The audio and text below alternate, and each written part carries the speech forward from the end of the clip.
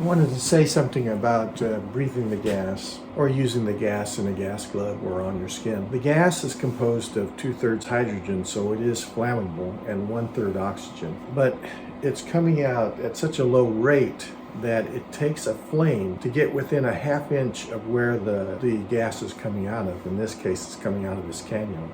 When that gas has less than 4% hydrogen, it's not flammable. There is a table that you can look up online that computes or gives you an estimate of your lung capacity, and based upon that and the output in liters per minute that your generator is producing will tell you how to reduce the percentage of output from 100% down to whatever level that will generate that 4% of breathing, because when you breathe, you're breathing surrounding air and mixing it with the gas that's coming through the cannula.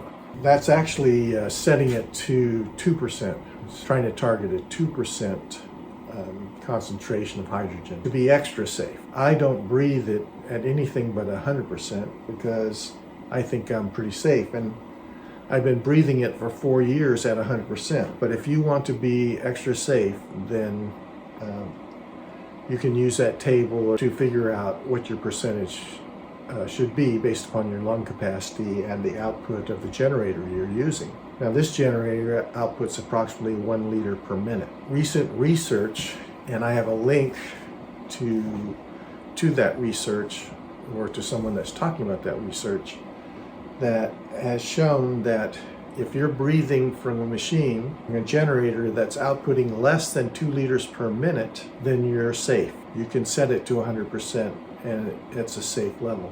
Other people has testimonials from people that have accidentally ignited the flame coming out of the cannula in their lungs, but it was such a low percentage of hydrogen that didn't harm their lungs. That's one of the dangers with hydrogen. It's flammable, so be careful. You know, if you're a conservative person, then reduce the amount of gas and figure out what your lung capacity is and make it 2%. They find that even at 2% it's therapeutic, but what I find is that at 100% it's more therapeutic, and I've always done it, and I think I'm pretty safe. I don't have any flames in the room. I have plenty of ventilation in the room, and I have ground lug on the side of the machine, which I touch before I use to discharge myself of any static electricity.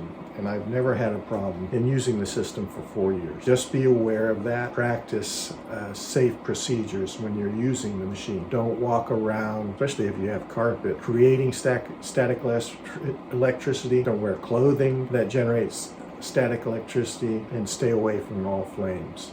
When you're new to the gas and to the water, you want to start off slowly. So if you're going to be breathing the gas, I would suggest at 5 minutes. Start at 5 minutes a day. If the next day you feel well and no problems, then up it by 5 minutes until you get to the target that you want. But start off slowly, because your body will be changing because of this gas. And some of the problems that people have reported with breathing it is nausea, dizziness. They feel like they're not getting enough oxygen. If you ever feel that way, then just take the cannula and pull it down so that it's slightly out of your nose and allows more oxygen to accumulate. The amount of oxygen that's coming out of here is 33%, and the surrounding air is only 21% oxygen, and the rest of it is nitrogen. So you're actually getting more oxygen in this tube, and it might be just your body's trying to get used to that mixture, and so you may have some bad feelings generated because of that. So take it slowly. In the case of the bubbled water, again, some people have reported problems like they're peeing all the time. They have to go pee all the time. It makes them poop, or it makes them have diarrhea. So you want to take it slow when you first start out. You want to drink a cup of water a day, 8 ounces. And if the next day you feel well, then increase it by another cup and continue that until you get to your target water that you want to drink. Any issues I had in the beginning were alleviated after the first week. So it's just a matter of my body getting used to it. And I had some of those things. I felt a little nauseous when I began breathing. I had the urge to go to the bathroom all the time when I began drinking the water. And now all those symptoms are alleviated.